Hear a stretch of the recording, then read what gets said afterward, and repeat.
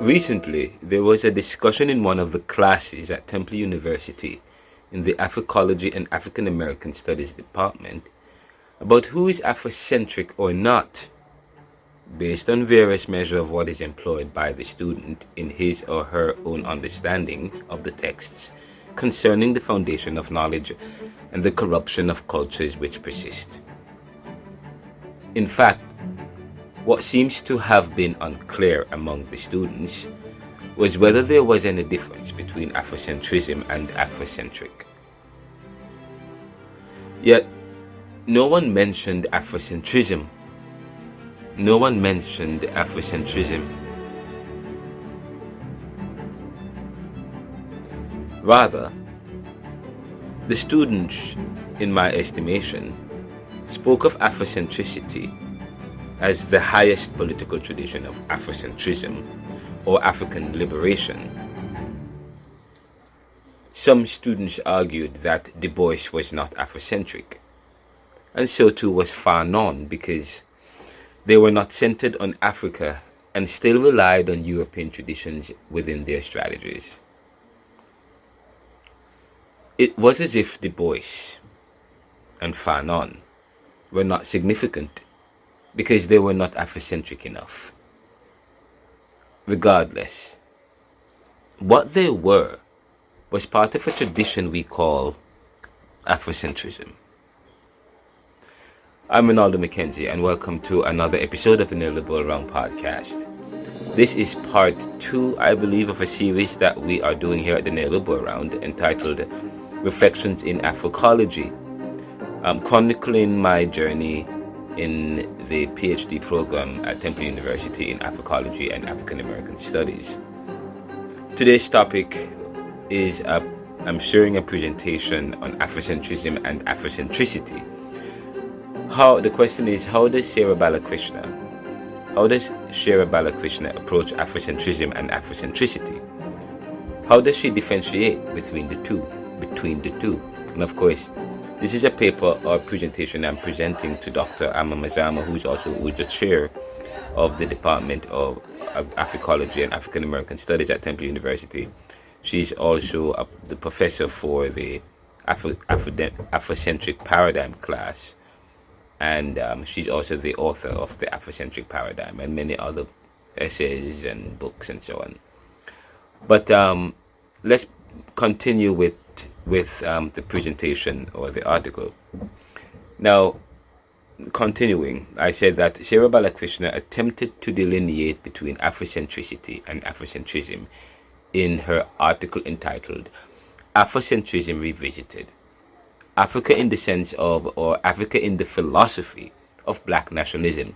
Again, Sara Balakrishnan attempted to delineate between Afrocentricity and Afrocentrism in her article entitled Afrocentrism Revisited, Africa in the Philosophy of Black Nationalism.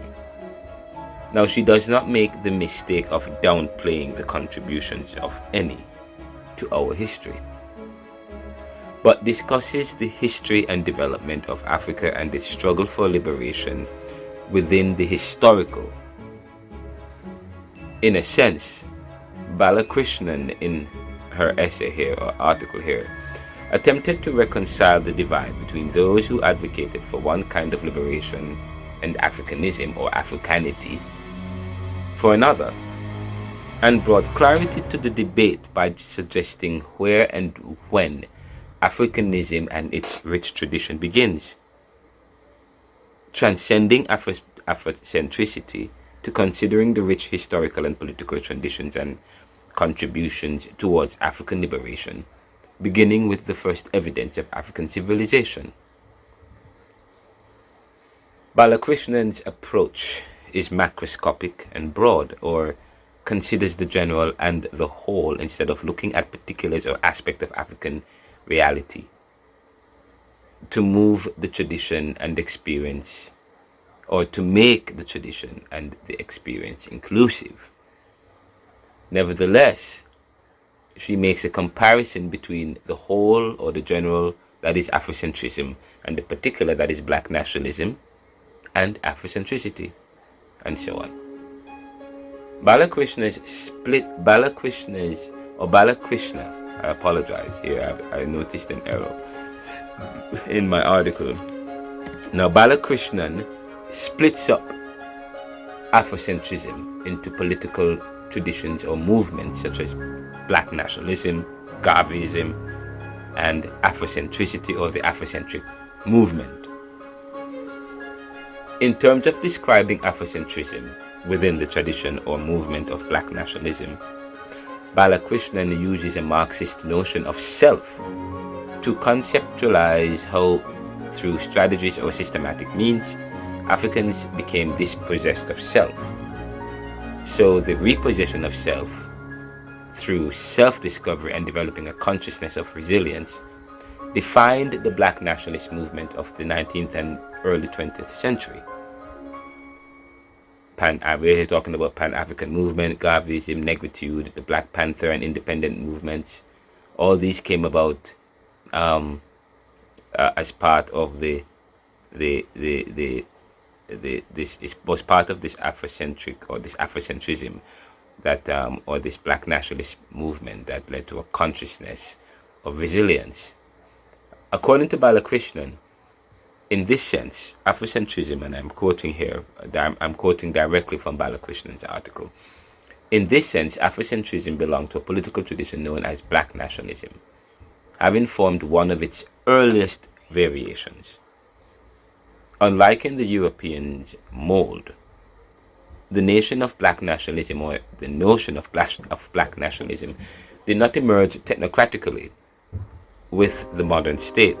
Rather, on the collective level, black nationalism has concerned the African's dispossession of self, which is an ontological alienation consequent of the continuous subordination of black life to capital, whether through slavery, colonization, or apartheid. In the pursuit of self-repossession, or talking about self-sovereignty, black nationalism seeks to infuse blackness with meaning and personhood, with liberty and destiny. Afrocentrism locates Africa as the necessary starting point for this project. From Africa, a validity or a vitality lay in its uncovered histories, in its resilient rituals and material cultures, which, despite all manners of repression, preserved on both sides of the Atlantic, uniting a people otherwise consolidated only through sheer violence. In the words of Archie Mafehe, Africanity thus constitutes a combative ontology, and earlier we used the word Africanity, and she's borrowing from Archie Mafehe, that says Africanity thus constitutes a combative ontology across a genealogy of struggle extending from Pan-Africanism to Black Power, Black Consciousness, Negritude, and Garveyism. Afrocentrism has shaped Black politics around Africa's provocative place as a praxis for resistance. So that is one tradition of, or that is part of the tradition of Afrocentrism. Now, in terms of describing Afrocentrism within the tradition of Afrocentricity, according to Sara, Afrocentricity is part of an academic movement that started in, and by, I apologize, according to Sara Balakrishnan, Afrocentricity is part of an academic movement that started in universities in the US, largely by Ashanti and others such as Karenga in the 1960s. Balakrishnan leaves out Dubois' contributions and Ashanti's role in developing or linking Afrocentricity to a paradigm in the 1980s. For Balakrishnan, while Afrocentrism is a political tradition of liberation, Afrocentricity is part of the rich tradition that is Afrocentrism, and so too is the contributions of Fanon and Dubois, Booker T. Washington, Blyden, Baldwin, Morrison, Douglas, and Garvey, so on and so forth. Balakrishnan's essay revisits Afrocentrism as a foundation for the Black radical tradition. It argues that Afrocentrism presupposed the relationship between blackness and Africa to be the central problem for emancipatory thought. End of quote. Now, it is this thread that has largely been debated among Black African nationalism and nationalists and scholars. The argument surrounding what constitutes African values, such as should black men marry white women? Should black people vote? Should black men have black Jesus? Are we still Marxists, feminists, and postmodernists? Should we call ourselves niggers, Negroes, or the names given by our colonial masters or African ancestors, such as should I still go by Renaldo, McKenzie? But of course, my great-grandfather is Scottish, a white Scottish man who met this black Jamaican mixed with Maroonage history, met in Cuba and produced several sons, and I'm part of that lineage. But whatever the twain, for Bob Marley, so the question continues. And I'm going to say this again. It is this thread that has largely been debated among black or African nationalists and scholars. The argument surrounding what constitutes African values, such as should black men marry white women? Should black people vote? Should black men have black Jesus? Are we still Marxist, feminists, and postmodernists? Should we call ourselves niggers, Negroes, or the names given by our colonial masters or our African ancestors? Should we drive Teslas and wear Nike? Should we backslide and not go to church?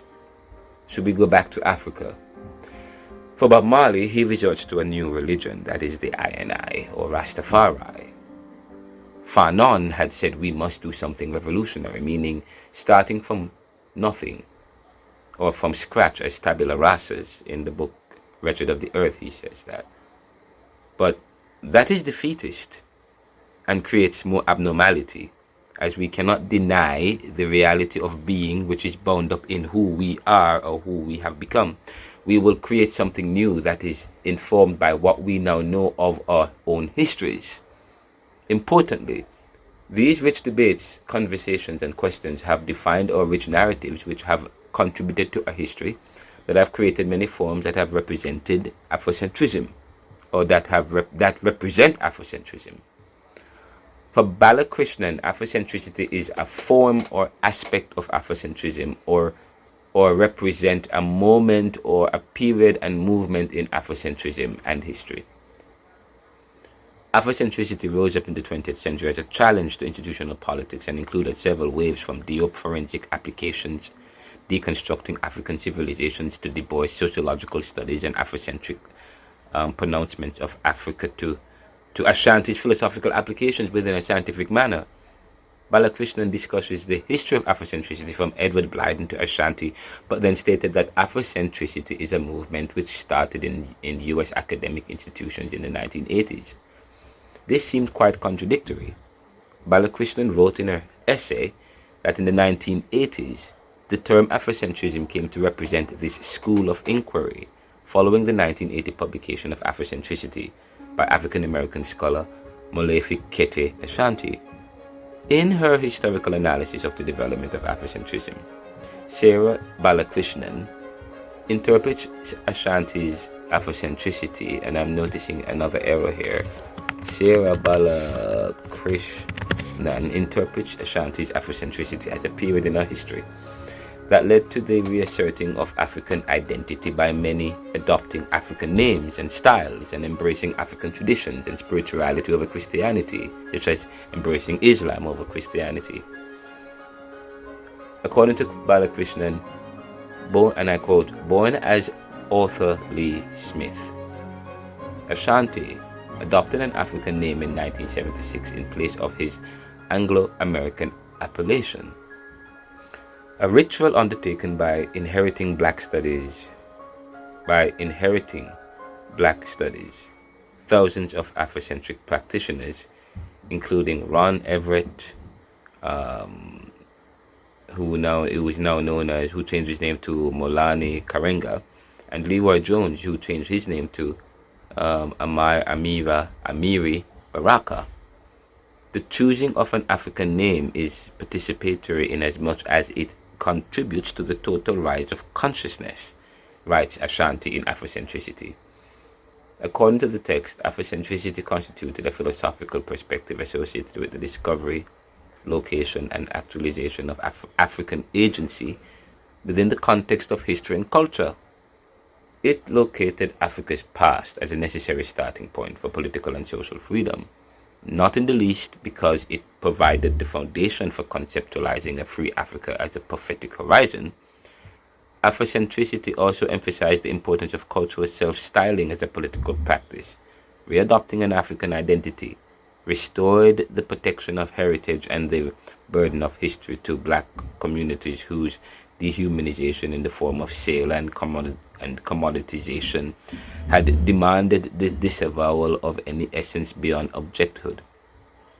In this manner, Afrocentrists approached Africanity as a historical consciousness requiring specific embodied practices. From the 1960s to 90s, Afrocentric teaching spread through grassroots political channels on the community level, but remained closely tied to academic institutions. The arrival of black studies on American campuses transformed curricula into sites of controversy, indicted for the myriad ways that racial supremacy remained reified in their objectivist knowledge. Black studies program, especially in Los Angeles and Philadelphia, became vocal progenitors of a new African history, built as a Eurocentric counterforce. Monographs of Afrocentrism were printed on all black presses based in Baltimore, Philadelphia, and Oakland, written mainly for non-academic audiences. In the 1990s, Afrocentrism also spurred the successful campaign for separate Afrocentric high schools, such as Imhotep in Philadelphia, with opponents arguing that teaching Afrocentric curricula would be no different than Christian schools with creationism. And of course, this is something that Edward Blyden promoted and tried in Africa, and he himself tried to become the missionary to missionaries on a mainstream cultural level. Probably Afrocentricity's most famous hallmark remains the holiday of Kwanzaa, initiated by Karanga in 1966 as an important component of Kawada. Of course, this all happened, you could point all the way to Biden. However, Balakrishnan failed to appropriate. However, this is another critique I have of Balakrishnan here, is that she failed to appropriate Pan-African history and tradition accurately. Ashanti did not develop Afrocentricity, but built on the tradition of Dubois, who developed the sociological approach to African history and experience. In fact, it is said in Africology that it is widely believed that it is Dubois. Credit is given to Dubois for developing the term Afrocentric. And of course, Ashanti's Afrocentric paradigm resolved the discontent among disciplines and institutions that attacked African studies and scholarship as being interdisciplinary and in conflict with other disciplines. Now, Dr. Mazama in the Afrocentric paradigm discusses Ashanti's Afrocentricity as a discipline, science, and modus operandi, as against Sara's description of Afrocentricity as an academic movement developed in between the 1960s and 80s. Balakrishnan provides the historical traditions of African history from the 1500s up to the 1980s. However, Balakrishnan does not reduce Afrocentrism to a principle, but a political tradition. Balakrishnan reduces and dilutes the potency of Afrocentricity, describing it as a single movement, stating that Afrocentrism involves long narrative grassroots political historical traditions that is not simply a movement. Then advances the concept of Afrocentricity as a movement in U.S. Academy in the 1980s to pursue liberation through African thought and praxis. For Balakrishnan, Afrocentricity is the movement that pursues Afrocentrism, which is a long narrative tradition regarding history in Africa, grassroots political language among black communities for generations, which spans the beginning of life as we know it up to now.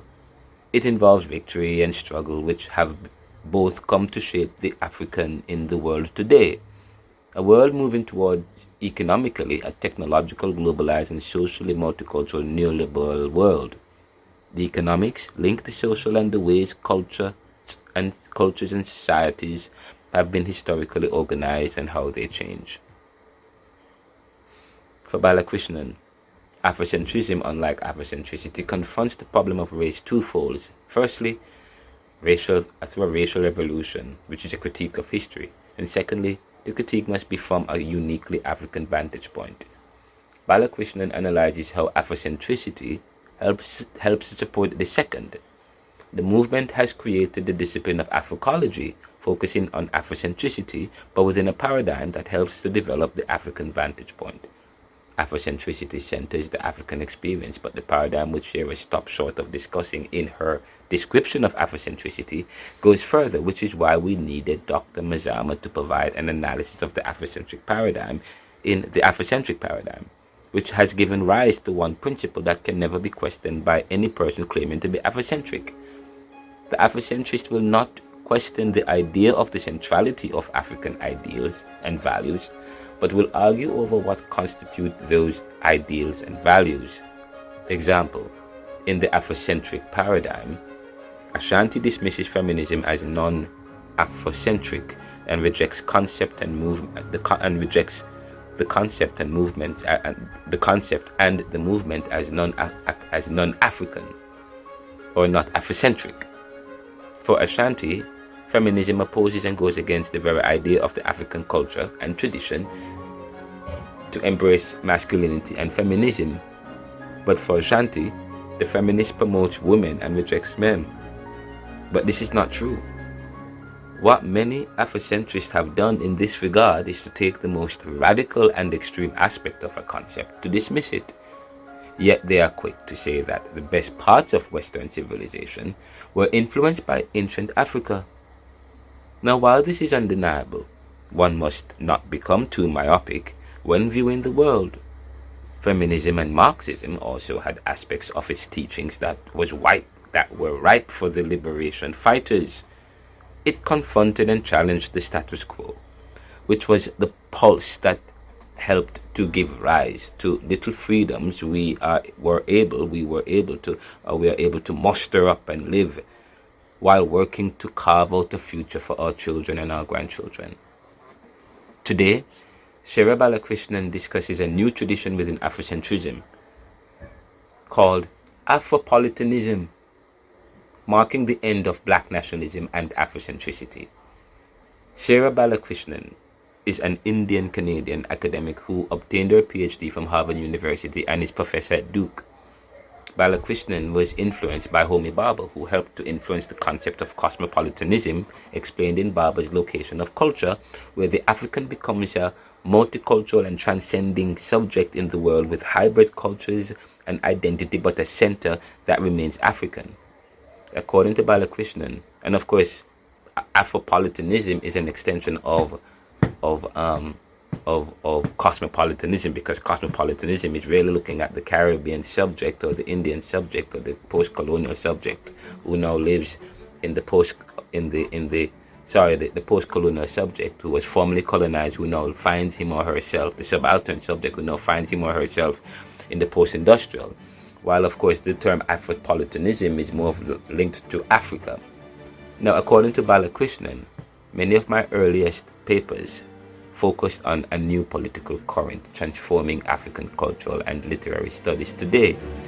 This is the concept of Afropolitanism, a term coined by both the African diaspora author Tai Selassie and the Cameroonian philosopher Ekele Emembe. Emembe.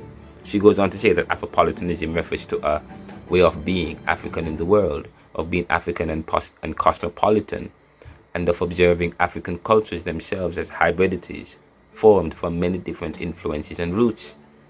In the Afropolitan idea, I further elaborated on the long tradition of thinking about cosmopolitanism in Africa. Another essay, Afropolitanism and the End of Black Nationalism, published by Routledge, contained more reflections on the meaning of Afropolitanism in relation to Africa's relation with the African diaspora and some of the radical implications of this current of thought. Sara Balakrishnan does not even bother to mention the Afrocentric paradigm in her analysis of the tradition, and seems to have misunderstood the concept of Afrocentricity. Even in this new Afropolitanism, one must be careful that it is not an accommodationist position to continue to accept a culture that continues to discredit Africa and the peoples from Africa. Even within multiculturalism and Afropolitanism, there is the tendency to promote a fictional form of Afro or African for one that gives way to Western or European concept of the Afro aspect of the Afropolitan. one must still develop a consciousness of victory over one of oppression within any construct that attempts to create or recreate the transcended human being. Any hybrid being suggests a compilation of aspects where the African part is diffused and digested into a refurbished whiteness or African Americanness that continues to represent an essential aspect of a subject's being. Therefore, Sara Balakrishnan has done an academic injustice to the concept of Afrocentrism, diluting it to various traditions and periods, and even leaving out important aspects of the tradition such as the Afrocentric paradigm. This lack has provided a conclusion and invention leading to what we now know as Afropolitanism. That ends the reflection today, part 2 of my reflection and my journey. If you have any questions, any concerns, or feedback, please send me an email. My email at Temple University is renaldo.mckenzie@temple.edu. Georgetown University is at rcm118@georgetown.edu, or you can send me an email at info@theneoliberal.com or renaldocmckenzie@gmail.com. Please give me a call at 445-260-9198. What good?